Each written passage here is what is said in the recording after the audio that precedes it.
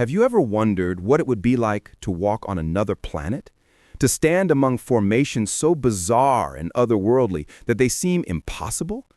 Well, you don't need a spaceship. You just need to drive to northwestern New Mexico, where one of America's most surreal landscapes awaits.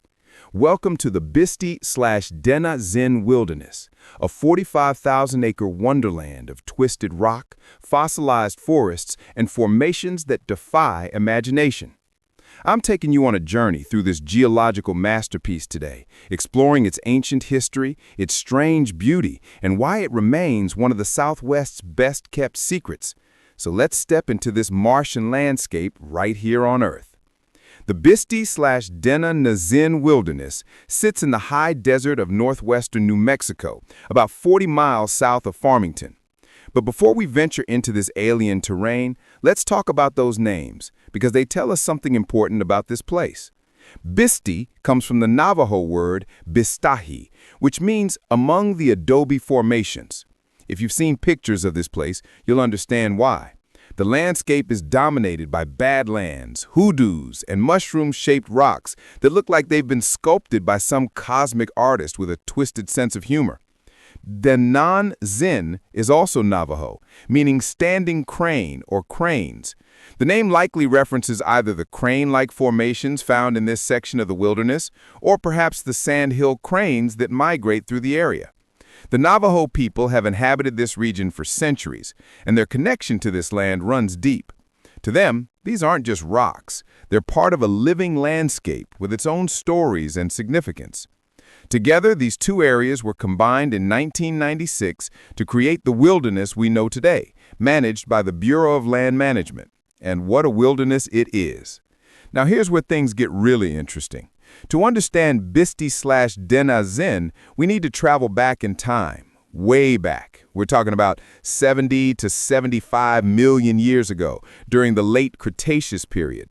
Imagine this. Where you see desert badlands today was once a lush, swampy coastline bordering an ancient inland sea called the Western Interior Seaway. This massive body of water stretched from the Arctic Ocean all the way down to the Gulf of Mexico, splitting North America in two.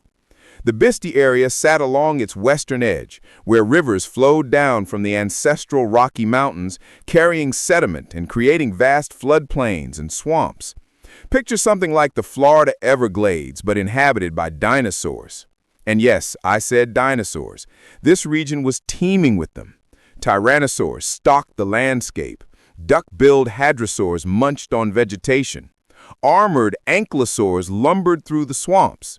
The fossil record from this formation has yielded remains of these creatures, along with ancient crocodilians, turtles, and early mammals that scurried underfoot. But it wasn't just animals. The swamps were filled with vegetation, ancient conifers, ferns, and flowering plants. When these plants died and were buried quickly under sediment, they began the transformation into coal. That's right, beneath and within these badlands are coal seams, the compressed remains of those prehistoric forests. Over millions of years, layer upon layer of sediment accumulated. Sand, silt, clay, and organic matter piled up hundreds of feet thick. These layers formed what geologists call the Fruitland Formation and the Kirtland Shale. Each layer represents a different environment. A river channel here, a swamp there, a floodplain somewhere else. The rocks literally tell the story of this ancient world if you know how to read them.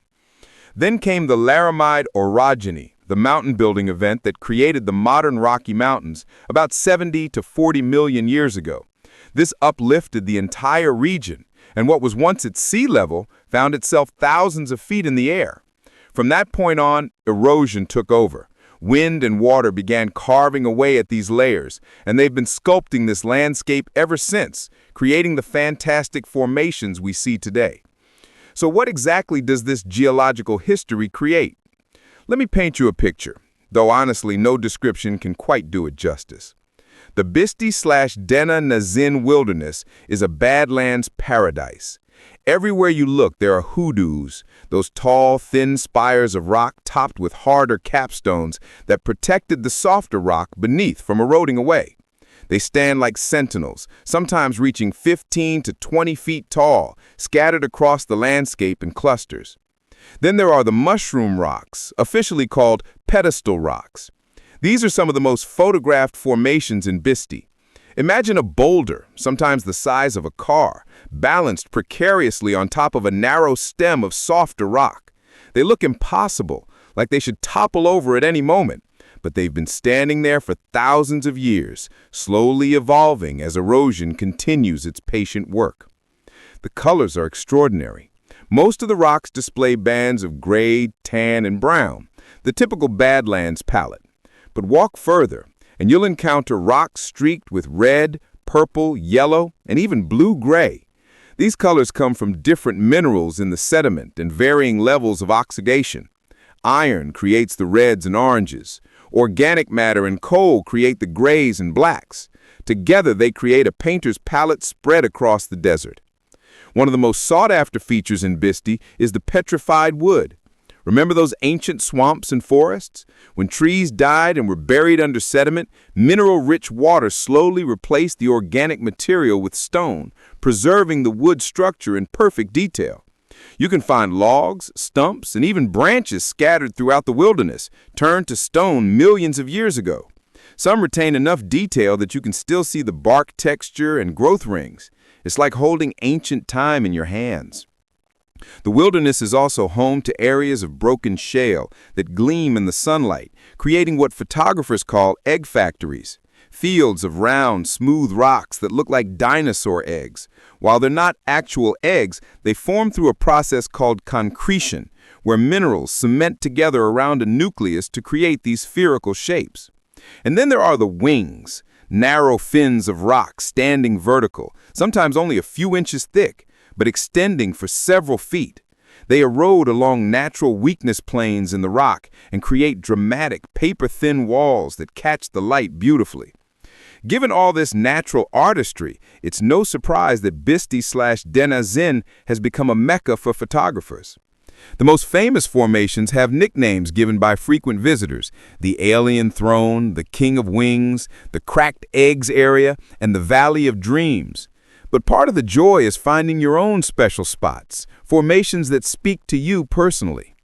Now, with all this beauty and accessibility, you might wonder, how has this place remained so pristine? The answer lies in its wilderness designation and the respect shown by most visitors.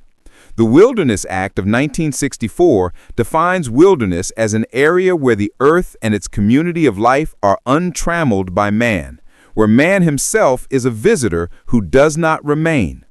The Bisti/De-Na-Zin Wilderness, designated in 1984 and expanded in 1996, embodies this philosophy. The BLM manages it with a light touch, allowing natural processes to continue without human interference. If you ever find yourself in northwestern New Mexico, take the detour. Drive the gravel road to one of the trailheads.